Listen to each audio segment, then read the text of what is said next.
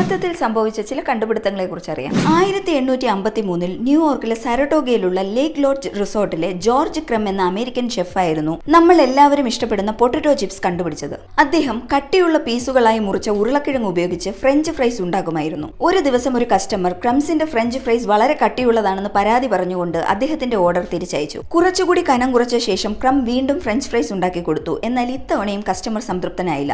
നീരസം തോന്നിയ George crumb ഉരുളക്കിഴങ്ങ് വളരെ തിന്നായി മുറിച്ച് എണ്ണയിൽ വറുത്തെടുത്തു. എന്നാൽ ക്രം ഉണ്ടാക്കിയ ഈ പുതിയ ഡിഷ് കസ്റ്റമറിന് വളരെയധികം ഇഷ്ടപ്പെട്ടു. പിന്നീട് അവിടെ വരുന്ന എല്ലാ കസ്റ്റമേഴ്സും ക്രമിന്റെ പൊട്ടറ്റോ ചിപ്സ് ആവശ്യപ്പെടാൻ തുടങ്ങി. അധികം താമസിക്കാതെ തന്നെ അത് ന്യൂയോർക്കിന് പുറത്തും ഹിറ്റായി മാറി. ഇന്ത്യയിലെ ഒരു പ്രധാനപ്പെട്ട ഡ്രിങ്ക് ആണ് ചായ. ഇവിടെയുള്ള ഭൂരിഭാഗം ആളുകളും ചായ ഇഷ്ടപ്പെടും. 1900കളുടെ തുടക്കത്തിൽ ന്യൂയോർക്ക് സിറ്റിയിലാണ് ടീ ബാഗുകൾ ആദ്യമായി കണ്ടുപിടിച്ചത്. ഒരു ചായ വ്യാപാരിയായിരുന്ന തോമസ് സലിവൻ തന്റെ കസ്റ്റമേഴ്സിന് സൗജന്യമായി ചായ സാമ്പിളുകൾ അയക്കാൻ പ്ലാൻ ചെയ്തു. അക്കാലത്ത് ചായ ഒരു ആഡംബര വസ്തുവായിരുന്നതിനാൽ അത് ബോക്സസിലായിരുന്നു വിറ്റിരുന്നത്. എന്നാൽ ചെറിയ അളവിൽ ഫ്രീ സാമ്പിൾസ് അയക്കേണ്ടി വന്നതിനാൽ ചിലവ് കുറയ്ക്കാൻ വേണ്ടി തോമസ് ചെറിയ സിൽക്ക് പൗച്ചുകളിൽ പാക്ക് ചെയ്ത് ടീ സാമ്പിൾസ് അയച്ചു. കസ്റ്റമേഴ്സിന് ഇത് എങ്ങനെ ഉപയോഗിക്കണമെന്നറിയാതെ ആ പൗച്ച് നേരിട്ട് ഒരു കപ്പിലിട്ട് ചൂടുവെള്ളം ഒഴിച്ച് ചായ ഉണ്ടാക്കാൻ തുടങ്ങി. ഇങ്ങനെ ചായ ഉണ്ടാക്കുന്നത് വളരെ എളുപ്പമായി അവർക്ക് തോന്നിയതുകൊണ്ട് അവർ തോമസിൽ നിന്നും കൂടുതൽ ടീ പൗച്ചുകൾ ഓർഡർ ചെയ്തു. അതിനുശേഷമാണ് തോമസ് ടീ ബാഗുകൾ വിൽക്കാൻ തുടങ്ങിയത്. കമ്പൈ സ്റ്റിക്കൈസ് എന്ന പേരിലൊക്കെ അറിയപ്പെടുന്ന പോപ്സിക്കിൾ എന്ന ഐസ്ക്രീം, മാംഗോ ബാർ, ചോക്കോബാർ തുടങ്ങി വിവിധ വകഭേദങ്ങളിലും തരത്തിലുമുണ്ട്. പ്രശസ്തമായ ഈ ഐസ്ക്രീമിന്റെ കണ്ടുപിടുത്തം വളരെ ആക്സിഡന്റൽ ആയിരുന്നു. 11 വയസ്സുള്ള ഒരു കുട്ടിയാണ് ഈ ഐസ്ക്രീം കണ്ടുപിടിച്ചത്. 1905 സാൻ ഫ്രാൻസിസ്കോയിൽ ഫ്രാങ്ക് എപ്പേഴ്സൺ എന്ന കുട്ടി ഒരു ഗ്ലാസ്സിൽ മധുരപാനീയം നിറച്ച് അതിൽ സ്റ്റിക്ക് ഇട്ട് കറക്കിയ ശേഷം അത് കുടിക്കാതെ വീടിന് വെളിയിലെ പോർച്ചിൽ വെച്ചിട്ട് മറന്നുപോയി. അവിടെ വളരെ തണുപ്പുള്ള കാലാവസ്ഥയായിരുന്നതിനാൽ ഗ്ലാസ്സിലെ പാനീയം ഉറഞ്ഞു.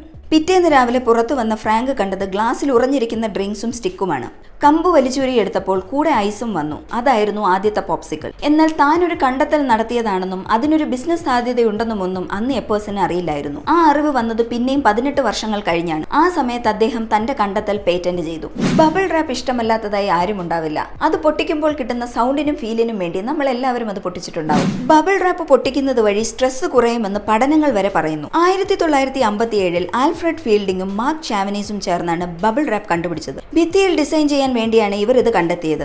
എന്നാൽ അവർ ഉദ്ദേശിച്ചതുപോലെ ഡിസൈൻ ചെയ്യാനൊന്നും ബബിൾ റാപ്പ് കൊണ്ട് സാധിച്ചില്ല. എന്നാൽ പിന്നീട് സാധനങ്ങൾ പൊട്ടാതെ ട്രാൻസ്പോർട്ട് ചെയ്യുന്നതിനായി ഇത് പാക്കിങ്ങിനായി ഉപയോഗിച്ചു തുടങ്ങി. നമ്മൾ എല്ലാവരും ഉപയോഗിക്കുന്ന വാസലിൻ ചെറിയൊരു ആക്സിഡന്റിലൂടെയാണ് കണ്ടുപിടിക്കപ്പെട്ടത്. 1859 അമേരിക്കൻ കെമിസ്റ്റായ റോബർട്ട് അഗസ്റ്റസ് ചീസ്ബ്രോ ആണ് പെട്രോളിയം ജെല്ലിയായ വാസലിൻ കണ്ടുപിടിച്ചത്. ആക്ച്വലി വാസലിൻ പെട്രോൾ റിഫൈൻ ചെയ്യുമ്പോൾ കിട്ടുന്ന ഒരു സബ്സ്റ്റൻസ് ആണ്. ഇതിനെ റോഡ് വാക്സ് എന്നാണ് പറയുന്നത്.